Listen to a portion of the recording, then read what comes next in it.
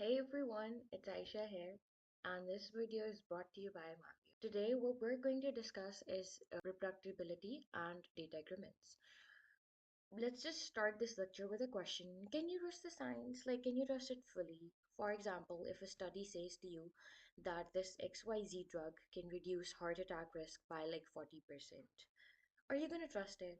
How do you know that's true? Could you check it yourself or not? I'd say that science isn't just about discovery, it's about the trust that you built in. And trust is built through reproducibility and responsible data use in health data science. So let's just start today's lecture. Okay, for example, imagine that you're a chef, right? And there's this one chef publishes a recipe out there and for a world-class chocolate cake, and he says, "Oh my God, my recipe's the best. My chocolate cake won the world championship and all that." You do follow the recipe, but you fail to make a world-class cake, right? So what has really happened between what went wrong and what could have possibly not being aligning with what he did and what you did? So that could be your missing details, that he used a specific brand of flour and he didn't mention. Your environment mismatch, his oven runs 10 degrees Celsius cooler than stated, the subjectivity error that he eyeballed one cup differently than you did, and then your hidden variables that he has muscle memory from 20 years of baking. So that is how it could go wrong. It's not necessary that if his recipe won a world class championship, you are going to be able to make the same cake. So if your results can't be reproduced, they lose value, right? His results couldn't reproduce. So they lost value. Okay, what is reproducibility? I'd say reproducibility simply means that if someone else follows your exact steps with your exact data, they should get your exact results. That the same results that you were getting over your steps, over your data, and now they're using it, so they're supposed to get the exact same results. All right. So we have the term reproducibility, what it means, the same data, the same code, and the same results. For example, the same CCTV footage reviewed by another judge yielding the same verdict. So if there's a CCTV footage and one judge reviewed that footage and passed it on to the another one, so they should be yielding the same verdict about the CCTV footage. That is the reproducibility of that one footage, right? Replaceability, different data, same method, and similar results. So a different witness account the match that matches the timeline of that event. Generalizability is that does it work in the real world broadly or not? So whether the established legal principles applies in another country or not. So your generalizability is in a general form. Okay. So in this lecture, we are gonna focus on the reproducibility, the foundation. Okay. We have this isn't a small Houston. We have a problem. This isn't a small or rare problem. It is an epidemic within science itself, especially relevant in health data science, where AI models are deployed to make decisions affecting patients' lives. The thing is that only 39% studies could be reproduced. Your 25% of biomedical studies are validatable, and your 28 billion are wasted annually. So this is a huge crisis that only 39 of studies could be reproduced, 25% are reliable, are validatable, and your 28 billion of person of studies were wasted annually.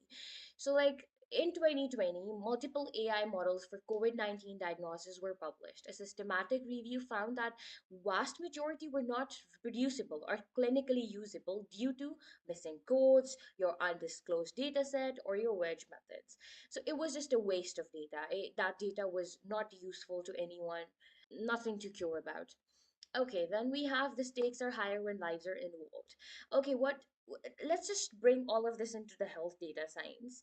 Imagine a hospital AI built a model or trained a model in the US and now it's being used in Pakistan. Will it still work the same? No. Why? Because you have different population, you have different diseases, you have different environment, and can we verify it? Can we audit it? Can we trust it? What do you think? I think no. Four practical reasons for the reproducibility that matters are patient safety. Bad science can lead to harmful clinical decisions and treatments as well. Your scientific progress, you can only build new models and foundational work you can actually verify. The compliance. What is the compliance? Authorities and regulators increasingly require transparent auditing. For that, it's really important. And when you have public trust, especially post COVID, public trust in health science is fragile and must be earned. So it was lost during that time. Okay, then we say that why studies can't be reproduced. What do you think? Why they cannot be reproduced? Why they fail? Let's just understand why reproducibility fails. Think of a crime scene. Reproducibility fails when critical evidence is missing, contaminated, or hidden. So you have, for example, here missing or unavailable data. I talk about this. Your data is missing or inaccessible. Your code is not shared for your software environment. Your software version changes. For your p hacking, I'd say only good results were shown. For hacking, fake hypotheses after your results and publication bias failures are hidden from the public. That's how it works. This is why reproducibility cannot work out there.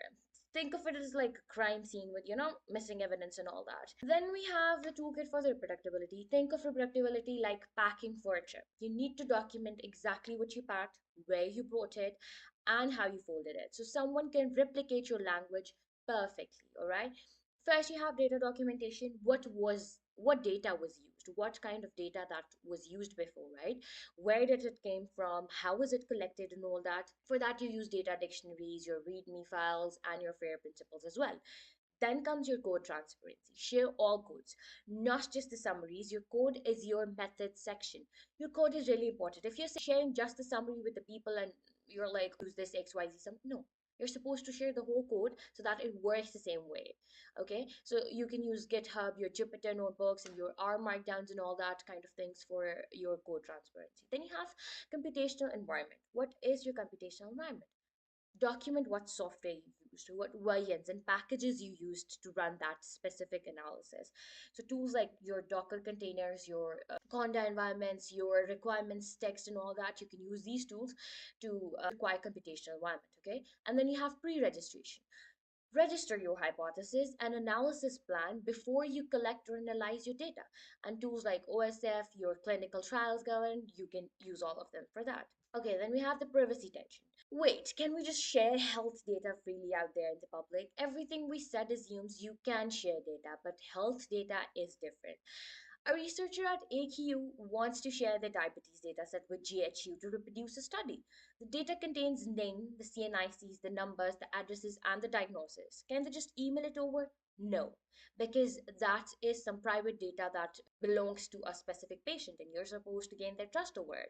So patient privacy rights and ethical obligations are going to be there, your legal liability and institutional responsibilities, your national and international laws like PDPA, your HIPAA, your GDPR, and etc. This is where data agreement comes in. They enable your reproducibility without violating their privacy.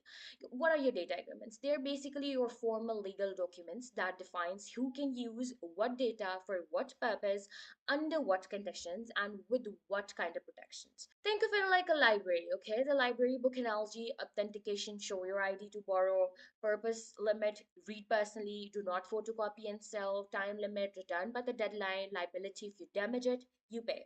And then your audit trial, library tracks who borrowed what. So this works like a library. And then you have different type of agreements that you use. Your DUA, that is data use agreement. When to use this, you are accessing existing data sets like your hospital records and all that, and your MOU, that is your memorandum of understanding, that is your collaboration between two institutions, and then your NDA, non-disclosure agreement, that is protecting proprietary or commercial data. Okay, so these are the kind of agreements you use. Anatomy of a data use agreement. A researcher wants 5 years of diabetic patient records from a hospital to build a readmission model. Okay, what he's gonna do, he's gonna see who was involved in it, like who is the data provider and the recipient.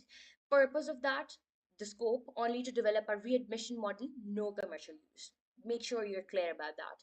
Then your data description, like exact fields, time period, and patient population included. Your de-identification, that names must be removed, what standard is followed, and all that. And then comes your security requirements, that where data can be stored, your encryption, your cloud, and all that. Then you give permitted users. You only name researchers, not the whole departments. Then comes your publication rights. Can findings be published? Does the hospital review first or not? Then comes your duration and termination, that it is valid for like 2 years, data must be destroyed with the proof and all that. Then comes your breach notification. If data is leaked, provider must be told within the 72 hours. Okay, then we have the regulatory landscape. Data agreements don't exist in a vacuum. They must comply with the traffic laws or wherever the data lives. So you have different laws out there. For Pakistan, we have PDPA, Personal Data Protection Act. Still evolving, requires consent for processing personal data. Health data is sensitive personal data with stricter rules. Okay, then you have for USA, you have HIPAA. The gold standard globally defines 18 identifiers that must be removed to call data de-identifier, like your names and CNICs and all that. We have done that priorly. So that requires business associate agreements with third parties. Then you have Europe, your GDPR applies to any data about EU citizens anywhere, gives individuals the right to be forgotten. So your health data is a special category requiring explicit consent. Then you have the core paradox and the solutions. Obviously, if there are problems, there are going to be solutions. We have the tension that your reproducibility demands share your data, but privacy law demands protect patient data. Then you have make everything open, but your privacy says limit who can access it. Full transparency and then control disclosure. How they coexist, we're gonna see that. This is really cool that you are sharing the data, but you're providing the privacy as well, which almost seems impossible, but we're gonna see how they coexist. Your synthetic data, that is generate artificial data with the same statistical properties as the real data, but no real patient. So you're making fake data to use, just not the real patients. Okay, then you have federated learning. That is, the model goes to the data. Hospitals train locally, only model weights are shared. Then you have data enclaves, secure servers who provide researchers run code remotely but cannot download raw data. And then you have open code plus DUA, publish all codes openly, share data only upon a signed DUA request. We have a case study, the MIMIC database. MIMIC data is a freely available database of de-identified ICU that had patient records from Boston containing like 60K around admissions. Why is it the gold standard? It requires signed DUA. You must register, pass an ethic course, and sign an agreement for research only use. Then you de-identify it. 18 HIPA identifiers remove data shifted randomly. Then your version, explicit tracking, like MIMIC23 and MIMIC4. Then your public code. Most papers publish their SQL Python on GitHub. So what is MIMIC is doing?